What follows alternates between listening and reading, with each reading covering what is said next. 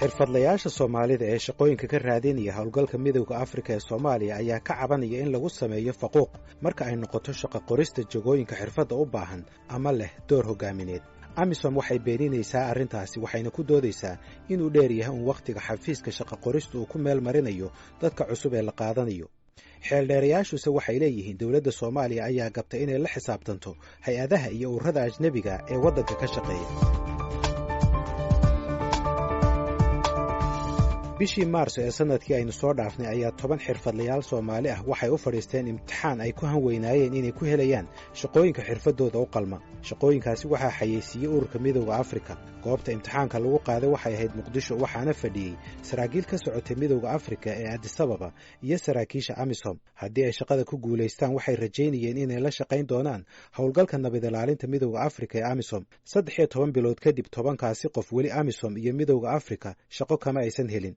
Muuna Casir Maxamed waxay ka mid ahayd 10 qof ee shaqadaasi codsaday. si gaarana waxay u ahayd gabadha kaliya ee ku jirtay shaqaalaha u sharaxnaa jagooyinkaasi. 10 wiil iyo anigoo gabar ah yaan meesha ku tagnay. taasay hawsha marka hore ku bilaawday. laakiin in gaabkan intaan u galaayo oo aan weytin ugu jirayno waxay nagu noqotay naftirkeena wax oo fajac ah oo aad nooga yaabiyay. in lagu yiraahdo imtixaankii waad ku guulaysatay intaana gaabaad ku sii jiraysaa oo weli ma cadda xilliga aan ku shaqaala siinayno. waxaa kale oo VOA ay wareysatay 2 ka mid ah dadka imtixaankaasi galay oo shaqadaasi codsaday. xogta ay siiyeenna waxay la mid ahayd tan ay bixisay Muuna Casir Maxamed. waxayna iigu warrameen in sidaasi oo kale ay ka niyad xun yihiin in Amisom ay qaadanaysa iyo in kale, inkastoo loo sheegay inay ku najaxeen imtixaankii ay galeen.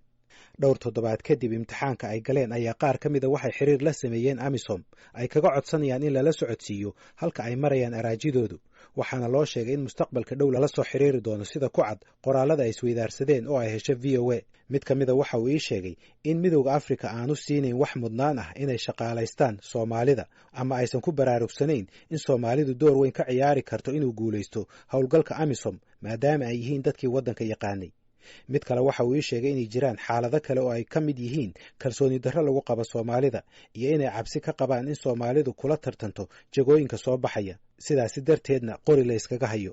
bishii December ee aynu soo dhaafnay ayaa Muuna Casir Maxamed loo sheegay inay ku najaxday imtixaankii iyo wareysigii ay gashay. hase yeeshee ilaa haatan looma fidin shaqo. sababaha ay u jiitamaysana waxaa loogu macneeyey inay miisaaniyaddii isdhintay. aniga in badan oo xiriiraan ka sameeyay meesha gudaheeda waxay ii sheegeen in gaab jiray oo ay rabeen fanka stability fund inay ka bixiyaan oo iyagiina dhexdooda loo diiday. fan kale inta ay raadinayaan oo ay rabaan inay shaqaalihii shalay imtixaanka ka qaadeen oo waa idin qaadanay dhaheen oo ku guulaysateen ay dhaheen inay fankoodii saas ku raadiyaan saas ku helaan. qaybo ayaga ka mid ah oo Amazonka ka mid ah dhexdeeda inay ka raadinayaan. laakiin weli waxa ay dawladda wax cad oo aan dhigi karno maal hebel aad bilaabaysaan oo maal hebel agreementiga lidin soo tuuraya saxiixanaysaan ma jirto weli. 10kii qof isku wada mid miyaatiin mise qaar baa shaqada helay xil hore? may wali waa cid waxa samay jirto kullu wali joogan qaarkood way soo wacaan ana ay weydiiyaan ba intee wax marayaan maxaa information oo ka heshay sidoo xaalka yahay. kaliya ma aha in codsiyada shaqo ee Soomaalidu ay jiitamayaan. xaqiiqadii kooxdan waxay noqon lahaayeen kuwii ugu horreeyay ee Soomaali ah ee qandaraas shaqo oo u dhigma xirfadooda ka hela midowga Afrika, gaar ahaan howlgalkiisa Soomaaliya tan iyo intii howlgalkaasi uu shaqada bilaabay 11 sano ka hor. marka idinkaa noqon lahaa dadkii ugu horreeyay. annagaa noqon lahayn dadkii ugu horreeyay oo Soomaaliya oo dhalinyaro oo u dhaxeynaya bulshadooda iyo dadkan Afrikaanka oo waddanka nabad ilaalinta u joogo. maxay ku dhacday marka 11 sano kadib inay hadda yiraahdaan Soomaali baa shaqo siinayna inkastoo aysan weli aydin shaqaysiin? mas-uuliyadda waa mas-uuliyad dawladeed oo qof shacab uusan waxba ka qaban karin. ma geli kartidba haddaadan haysanin ID dawladeed ama haddaadan haysanin ID kaleento ama hay-ada ama NGO ama aadan haysanin ku lahayn meesha gudaha iskama geli kartid. marka mas-uuliyad guud oo la wada xambaari karo haddana si gaar ah waxaa iskale dawladda. waxaa u shaqeeya Amisom in ka badan 40 qof oo isugu jira turjumaano iyo dadka qaabilsan warbaahinta, laakiin ma cadda xirfadda lagu soo xulay. waxa kale oo warar sugan ii sheegeen in qaar badan oo ka mid ah ay muddo sanado ah si tabarucaad ugu soo shaqaynayeen Amisom. si kastoo ay yihiinba waxaa la ii sheegay in shaqaalahan intooda badan ay qandaraaska siisay hay-adda qaramada midoobay u qaabilsan taageerada Soomaaliya ee UNSOS. in yar oo faraku-tirisa oo ka soo hartayna ma haystaan qandaraas sugan oo leh xuquuq shaqo oo dhammaystiran. mid ka mid a turjubaanada amisom ayaa ii sheegay oo igu yidhi sidan: inkastoo ay soomaali badan ka shaqayso qaybta warbaahinta ee amisom, haddana ma aha shaqooyin dadka ka shaqeeya ay wax go'aamin karaan, amisomna ay talo ku biirin karaan. waxa uu ku tilmaamay shaqada ay hayaan inay la mid tahay qof la yidhi shaatigan ii feere ama ii tol, hadba sida lagaa dalbado ayuunbaad samaynaysaa, ayuu yidhi.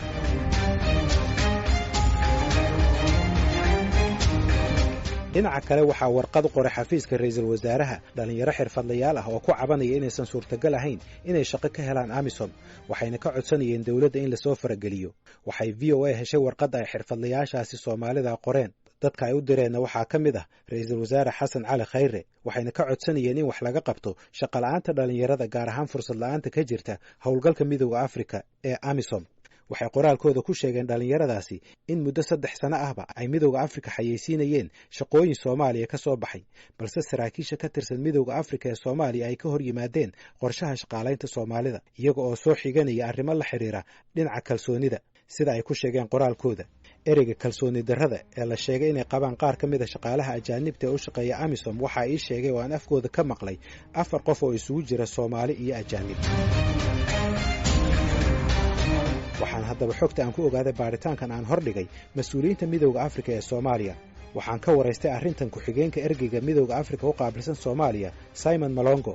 Malongo waxa uu diiday in si gaara loo faquuqo soomaalida marka ay timaado shaqa bixinta. waxaa kaloo uu yidhi midowda afrika ma eegto jinsiyadaha dadka ay shaqaalaynayso.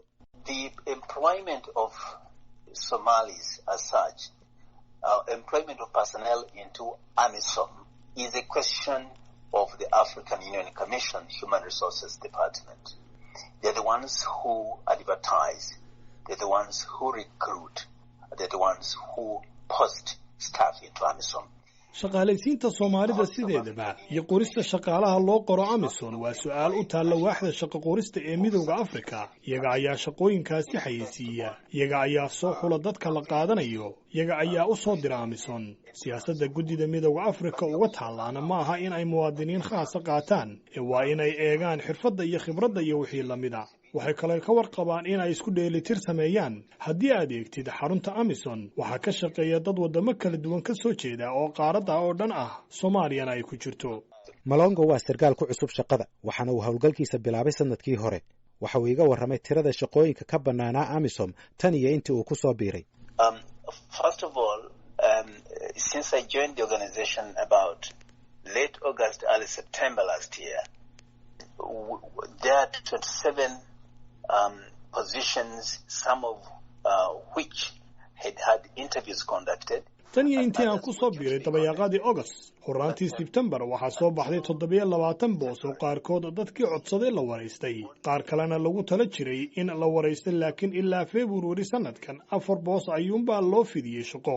inta kale waxay xafiiska shaqo qoristu sheegeen in ay weli jiraan sababo kala duwan sida miisaaniyadda, sababtoo ah boosaska la buuxinayo waa in miisaaniyadoodii la helaa. boosaska kale waxaa la sheegay sababo dhinaca maamulka, sida in codsaduhu xaqiijiyo wareysiga kadib. kuwaas ayaa ka mid ah, waan doonaynaa inay shaqaalahan inagu soo biiraan, markaa kama hadlaya soomaalida ee waa dhibaato guud taasoo la xidhiidha inay xafiisyada iyo maamulku wax kastoo dhammaadaan. sidaa daraaddeed ma aha faquuqo. waxaan weydiiyey Simon Malongo eedeynta ka imanaysa xirfadlayaasha soomaalida ee ah in lagu sameeyo faquuq, gaar ahaan in xafiiska shaqo qorista ee amisom uu cudurdaar ka dhigto qaab aan rasmi ahayn oo ah in hay-adaha amniga ee soomaalida aysan ka helin macluumaad ku saabsan dadka la qaadanayo. haddii uu cudurdaarkaasi jiro waxa uu la mid noqonayaa mid ka mid a sababaha uu cuskaday madaxweynaha Maraykanka Donald Trump markii uu muwaadiniinta Soomaalida ka mamnuucayay inay soo galaan waddankan Maraykanka. Malongo isagu waxa uu leeyahay anigu arrintaasi ma maqlin. I'm not aware of that. They have not mention of it to me, and so on. And we have some Somalis working with us.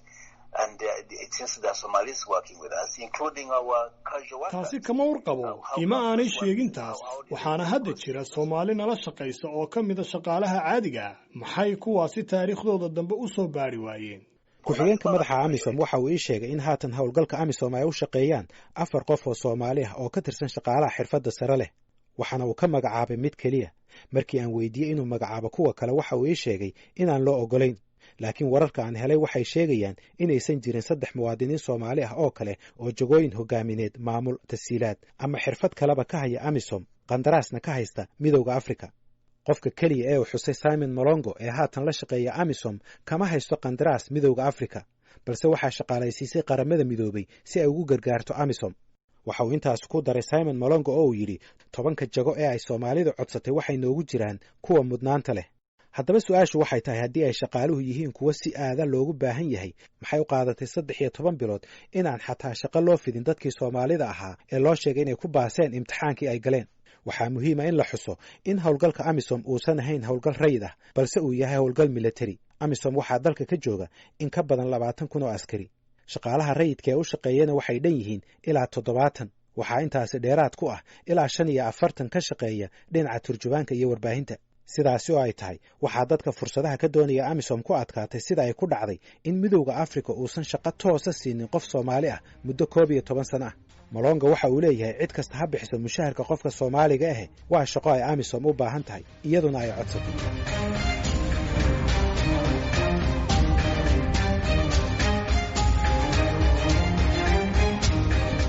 ma cadda haddaba waxa ay dowladda Soomaaliya ka qabatay arrintan. ilaa haatanna waxaan sugaynaa in dowladda Soomaaliya ay sharaxdo siyaasadeeda ku aadan xuquuqda shaqaalaha Soomaalida.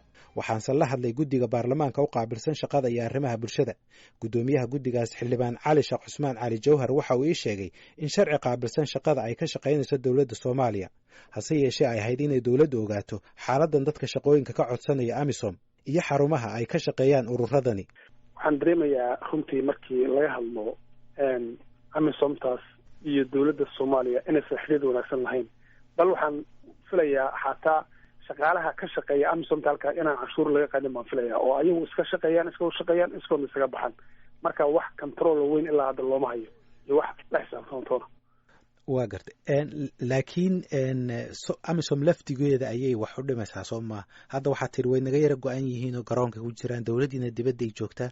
haddii laakiin shaqaale Soomaaliya oo xirfad leh oo jagooyin hogaamineed haya oo siyaasadda ka shaqeynaya, arrimaha maamulka ka shaqeynaya, way isku xiri lahayn, way isku soo dhaweyn lahayn Soomaa dowladdii AMISOM. way isku soo dhaweyn lahayn runtii, laakiin ilaa hadda anugu dareenka igu jira waxay tahay inay shaqaalo badan meesha ka shaqeeyaan. shaqaalahaas oo ajnabi ah aysan ka shaqeynin, welibana shaqaalo badan oo Soomaali inaysan ka shaqeynin baan rajeynayaa.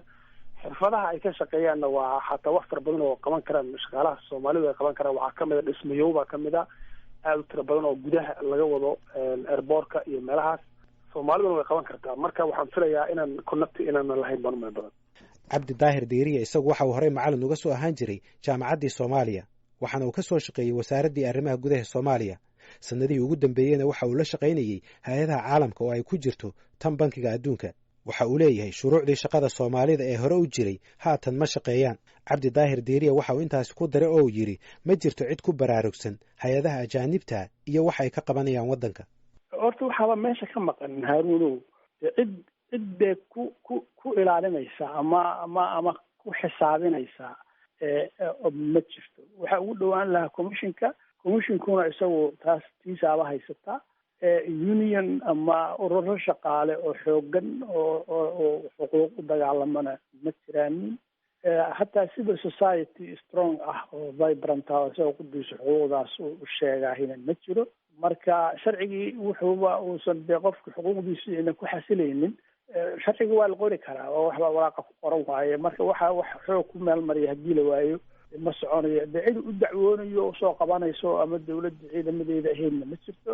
marka shuruucda caynkaasa hadda ma shaqayso.